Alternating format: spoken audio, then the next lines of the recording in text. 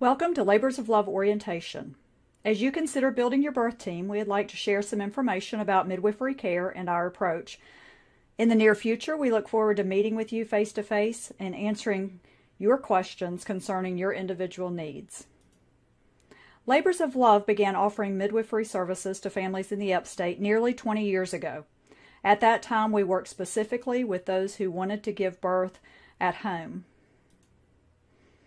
In 2008, we opened a birth center as we saw a growing trend for women who did not want to deliver their babies in the hospital, but also didn't want to deliver at their home. My husband Jay noticed birth centers were opening around the state and in other states. In fact, we visited several and became convinced that families in the Spartanburg area deserved the same options. Little did we know that soon we would be serving families within a 3-hour radius. The goal of midwifery care is to provide an alternative to traditional hospital birth while honoring the birthing family's wishes, provide evidence-based care, and intervene only when necessary. It was our goal to maintain a good relationship with the local hospitals in case a transfer of care is needed. We have an amazing staff, all who are here to support you during your birthing time.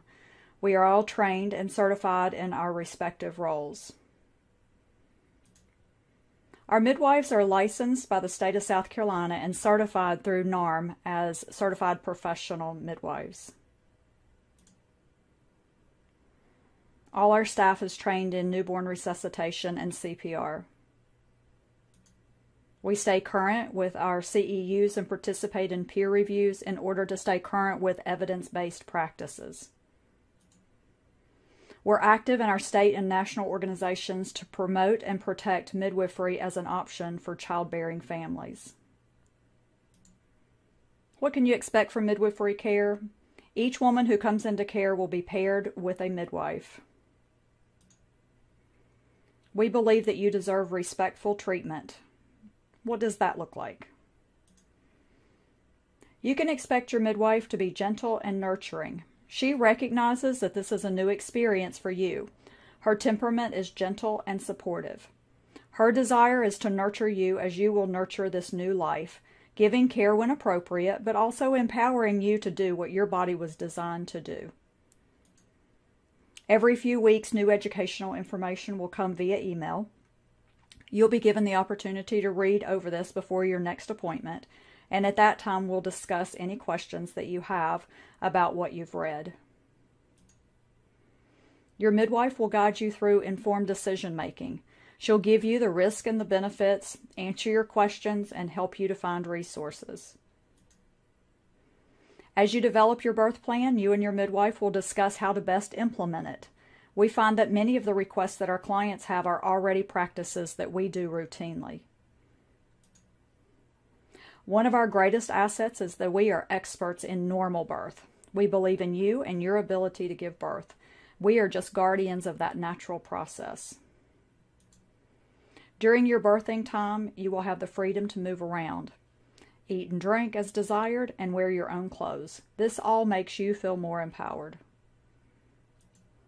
You're a unique individual giving birth, and you'll be treated as such.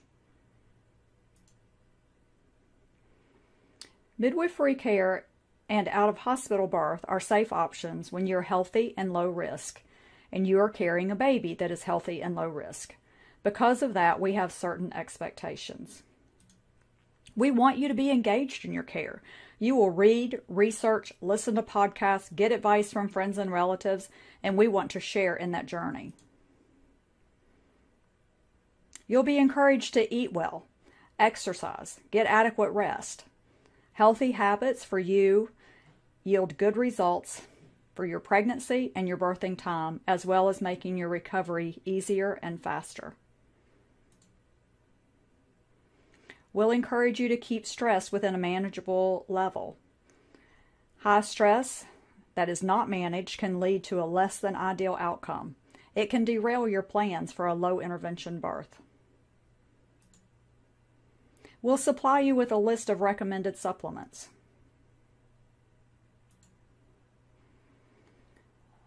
We'll ask that you abstain from alcohol, drugs, and smoking. These substances can be harmful to you and to your unborn baby.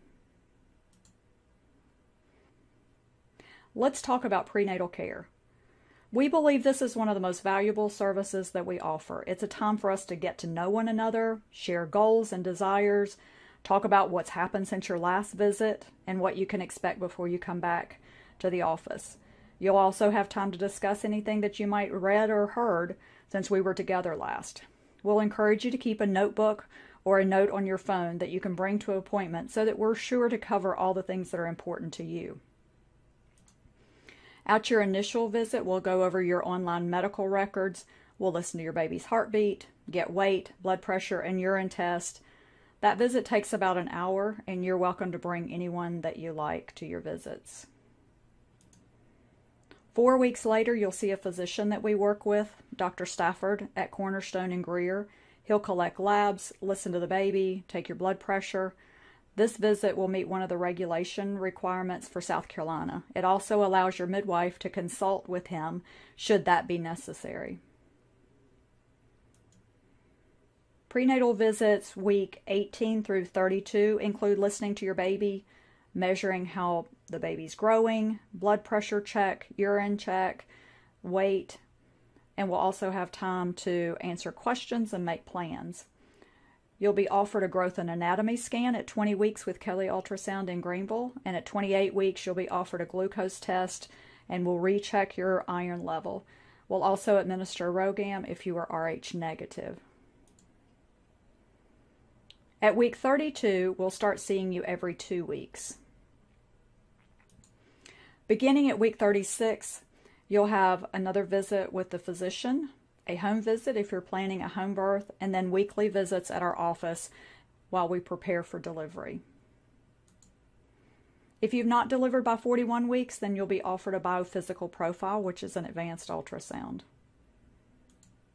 Just to recap, prenatal visits are an opportunity to ask questions and get answers, have meaningful discussions, help resolve fears and concerns, build relationships, get suggestions on how to take care of yourself and your growing baby, receive nutritional education and healthy lifestyle suggestions, get education about tests and procedures or treatments so that you can make informed choice about your care.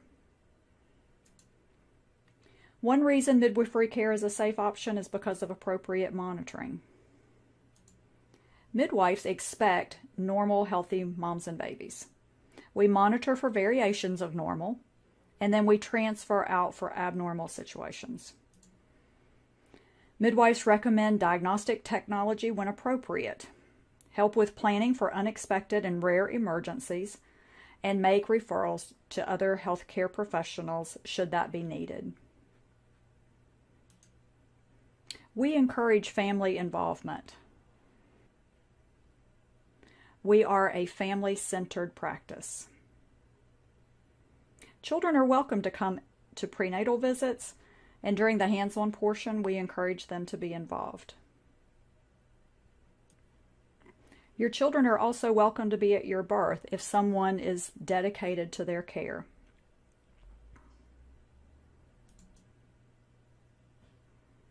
We're here to instill confidence in your ability to give birth in your own time and in your own way. We're here to provide privacy. This shortens the duration of labor and it reduces the likelihood of transfer. Stimulation decreases your body's ability to give birth. We're here to support the work of giving birth. There are natural techniques for comfort during your birthing time. We're here to encourage and to remind you that you are capable and that all the generations before you have given birth. Some find massage to be helpful, while others prefer to not be touched. Relaxation is generally a good tool, and we will offer suggestions on how you can accomplish this. We offer water birth at the birth center and at home. We also find that changing positions can not only feel better, but it can also be very productive as your baby moves down. Aromatherapy or the use of essential oils can be very helpful, especially to those who have used them on a regular basis to promote relaxation. We find low lighting to also be very helpful in promoting the hormones that lead to birth. You may like to use the birth ball or the birth stool. During your prenatal visits at the end of your pregnancy, we'll discuss when it's time to assemble your team.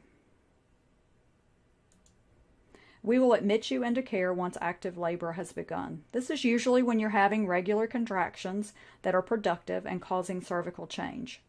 Our experience shows if you're admitted too early, that you are more likely to have a longer, harder labor. If you're in early labor, your midwife will help you to formulate a plan leading up to active labor. If your water breaks before labor begins, we'll evaluate and make a plan. Who will attend your birth? We have an amazing team of 2 midwives, 2 RNs, 2 birth assistants, and 2 apprentices. Your midwife and 1 birth assistant will be at your birth. If you give permission, an apprentice may also attend. You will have met her during your prenatal visits, and she will fit in as part of your birth team. We encourage you to hire a doula, especially if this is your first baby. This could be a professional doula who has experience helping other women to give birth, or it could be your mom, sister, or best friend. We find doulas are well worth the investment. What do you need to bring or gather for your birthing time? Food for you and your support people. You will want to have fluids on hand to keep you well hydrated. You'll need a car seat for the baby. Clothes for labor and to wear home if you're at the birth center. A bathing suit top or sports bra for the water if you desire. Swim trunks are required for dads if they plan to get in the tub. You'll need baby clothes, diapers, and blankets. Emergencies happen less than 0.5% of the time, but having a plan in place is essential. Your midwife will also be equipped with newborn emergency supplies, and all staff are trained in newborn resuscitation. She also has training to recognize and deal with complications. In the event you or your baby needs to go to the hospital, we will transfer to the closest tertiary hospital. If you're delivering at the birth center, SRMC is a little less than 3 miles away. If you're delivering at home, we will develop a plan based on where you live.